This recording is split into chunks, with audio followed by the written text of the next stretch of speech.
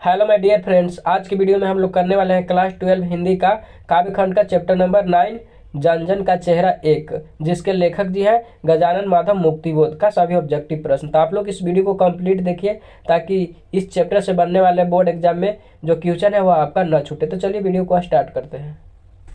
चलिए देख लेते हैं क्वेश्चन नंबर 1, जन जन का चेहरा एक शीर्षक कविता किसकी रचना है? तो इसका ऑप्शन बी हो जाएगा गजानन माधव मुक्तिबोध का। जन जन का चेहरा एक शीर्षक कविता किसकी रचना है? गजानन माधव मुक्तिबोध का। आप बताइए इसमें ऑप्शन ए रघुवीर शाह क्या लिखे हैं? तो वह अधिनायक कविता को लिखे हैं। क्या लिखे हैं? अधिनायक कविता को। जयशंकर प्रसाद क्या लिखे हैं? अगर किन्हीं को पता है तो बताइए। और अशोक वाजपेयी लिखे हैं हार जीत कविता को। कौन सा कविता? हार जीत। तो यह भी याद रखिएगा। बाकी जयशंकर प्रसाद कौन सा कविता लिखे हैं यह आपको कमेंट बॉक्स में कमेंट करके बताना है। चलिए देखते हैं नेक्स्ट क्वेश्चन 2, गजानन माधव मुक्तिबोध का जन्म कहाँ हुआ था? तो इनका जन्म मध्य प्रदेश में हुआ था। कहाँ हुआ था? मध्य प्रदेश में। मध्य प्रदेश के श्योपुर गांव में हुआ था। श्योपुर गांव में। तो याद रखिएगा, यह भी इंपॉर्टेंट क्वेश्चन है आपके बोर्ड एग्जाम के लिए। कहाँ हुआ था गजानन माधव मुक्तिबोध का जन्म? तो मध्य प्रदेश के श्योपुर गांव में। मोस्ट इंपॉर्टेंट क्वेश्चन है। चलिए देखते हैं क्वेश्चन 3,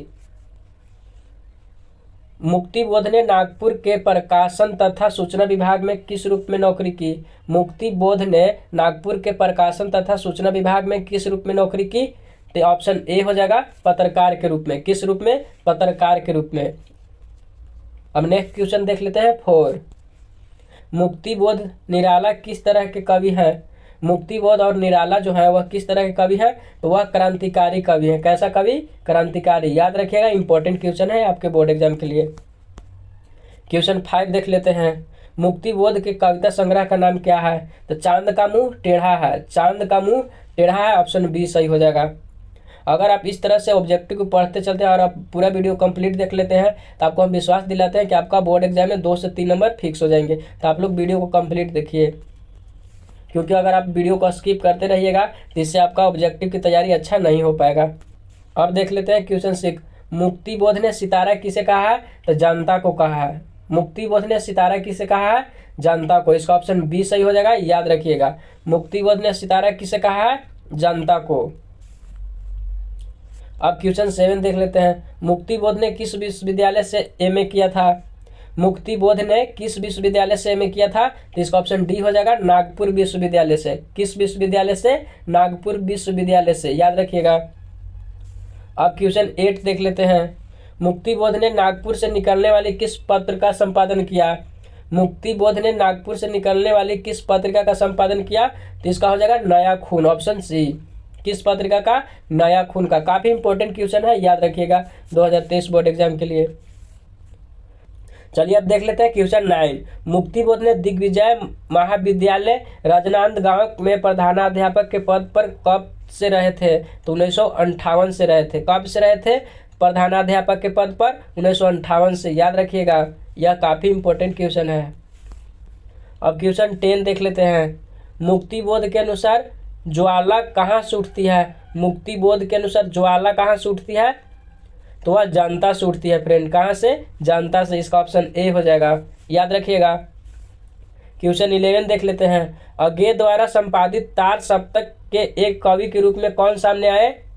अज्ञे द्वारा संपादित एक तार सप्तक के एक कवि के रूप में कौन सामने आए? तो इसका ऑप्शन सी हो जाएगा मुक्तिबोध। कौन सामने आए थे? मुक्तिबोध।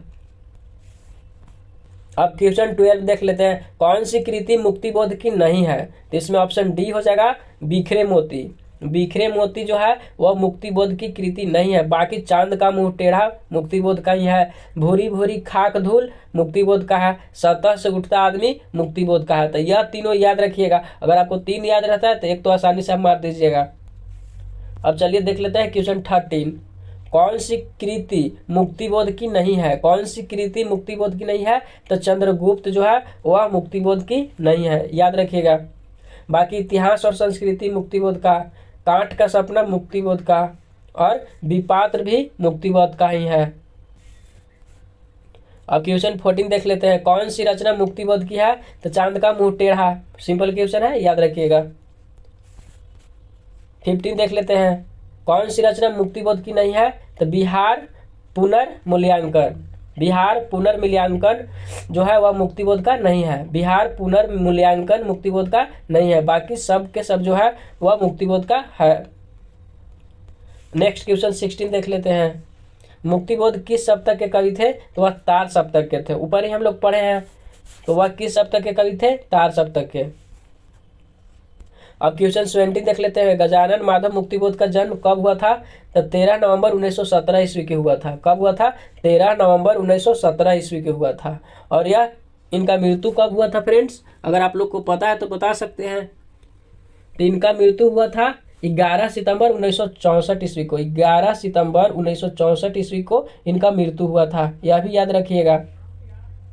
अब क्वेश्चन 18 देख लेते हैं। मुक्तिबोध की माँ का नाम क्या था? तो इसका ऑप्शन बी हो जाएगा पार्वती बाई। क्या था फ्रेंड्स? पार्वती बाई। और काफी इंपॉर्टेंट क्वेश्चन है यह बोर्ड एग्जाम के लिए, याद रखिएगा, क्योंकि माता पिता का नाम हर साल बहुत ज़्यादा पूछा जाता है, तो यह याद रखिएगा। आप जितने भी राइटर हैं उनका माता पिता का नाम आप याद रखिए, उनका जन्म और मृत्यु याद ही रखिएगा। आपको इससे ही 10-15 नंबर हो जाएंगे ऑब्जेक्टिव से। अब देखते हैं क्वेश्चन 19। मुक्तिबोध ने किसका संपादन किया? तो इसका ऑप्शन बी हो जाएगा नया खून का। किसका संपादन किया था? नया खून का। अब क्वेश्चन 20 देख लेते हैं।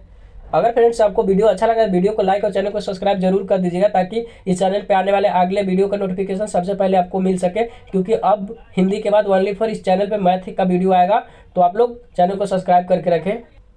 चलिए देख लेते हैं क्वेश्चन 20। कौन सी कृति मुक्तिबोध की है? तो देखिए फ्रेंड, चांद का मुंह टेढ़ा भी इनका ही है, रास्ता इधर से है यह भी इनका है, और खंडिता भी इनका ही है, लेकिन द्रौपदी जो है इनका नहीं है। तो यहाँ पर जो क्वेश्चन होना चाहिए था कि कौन सी कृति मुक्तिबोध की नहीं है, तो यहाँ पर उल्टा क्वेश्चन है, इसलिए देखिए यह नहीं है, बाकी 3 को है इनका ही है, तो याद रखिएगा।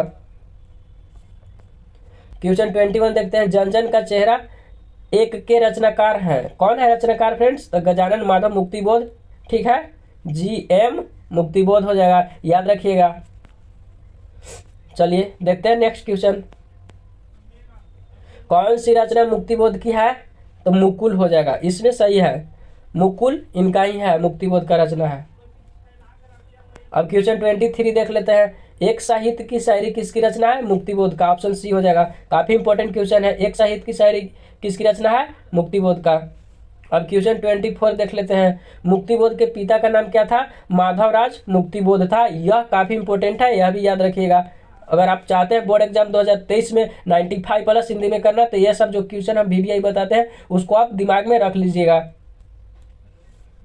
क्वेश्चन 25 देख लेते हैं। कामायनी एक पुनर्विचार के रचयिता कौन है?